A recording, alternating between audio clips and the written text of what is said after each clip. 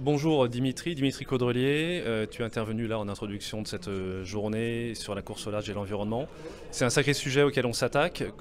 Et ben, l'angle de l'attaque de cette journée, qui est porté par la Fédération française de voile, c'est de voir comment l'ensemble de l'écosystème, donc les architectes, les marins, les fournisseurs, les sponsors évidemment, peuvent se mettre en mouvement sur ces sujets-là. On voit qu'il y a des positions aujourd'hui qui sont très différentes. Il y a des gens qui ont vraiment des positions très militantes, il y a des gens qui ont des positions peut-être plus conservatrices, il y a des gens qui sont un peu entre les deux, un peu perdus sur comment opérer la transition. Et le but de l'initiative, c'est d'essayer de se dire comment collectivement, si on se fixe une ambition, on peut réussir à se mettre en mouvement.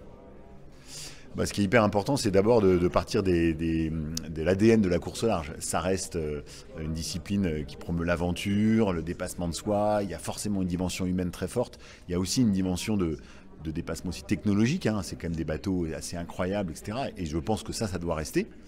En revanche, comment est-ce que cette discipline peut réussir à évoluer? C'est la question qu'on essaie de poser aujourd'hui. Comment est-ce qu'on peut imaginer une course sur laquelle les expériences avec les visiteurs, par exemple, est peut-être plus immersive et peut-être plus à distance? Comment est-ce que les foules de gens qui viennent voir les bateaux peuvent vivre un moment très fort en restant chez eux? Est-ce qu'il y a des partenariats à faire avec les cinémas français, par exemple, pour que les gens viennent voir les départs de course dans les cinémas sans forcément venir là-bas?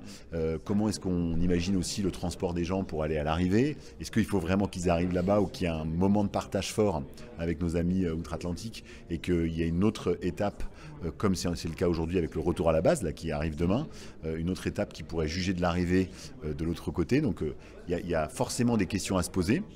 Ça implique des discussions avec l'ensemble du modèle économique aussi de la course au large. Et puis il y a aussi un travail sur les bateaux.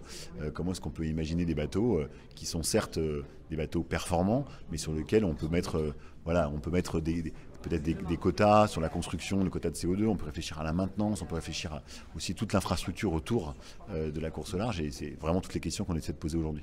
Ouais, on a une culture de jauge et de classe, donc c'est tout à fait imaginable. Exactement. Alors c'est pour le coup fondamental dans la journée d'aujourd'hui, c'est qu'on regarde les choses sur deux lorgnettes. La première, c'est la course au large telle qu'elle est aujourd'hui. Comment est-ce qu'elle peut réussir à travailler sa transition environnementale? Son écosystème, comment est-ce qu'il peut réussir à transitionner? Mais là, c'est une première conclusion qui est une conclusion, je dirais, un peu interne à la course au large.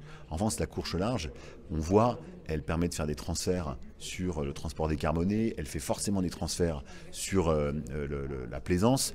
Il y a aussi tout un sujet d'exemplarité de la course au large par rapport à d'autres sports, que ce soit d'autres sports voile ou d'autres sports plus globalement.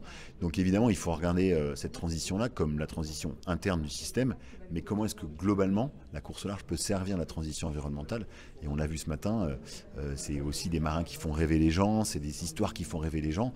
Et donc de réussir à opérer de la transition environnementale interne de la course au large permet aussi d'embarquer beaucoup plus largement un écosystème qui devra de toute façon à un moment transitionner. C'est la valeur publicitaire de la course et du sport en général. Mais dans une présentation, l'image assez forte. Bon, c'était Cristiano Ronaldo avec une bouteille en plastique à la main. Et ça fait beaucoup de mal au-delà de la simple usage de cette bouteille-là, évidemment. Absolument. Merci Dimitri. Merci à vous.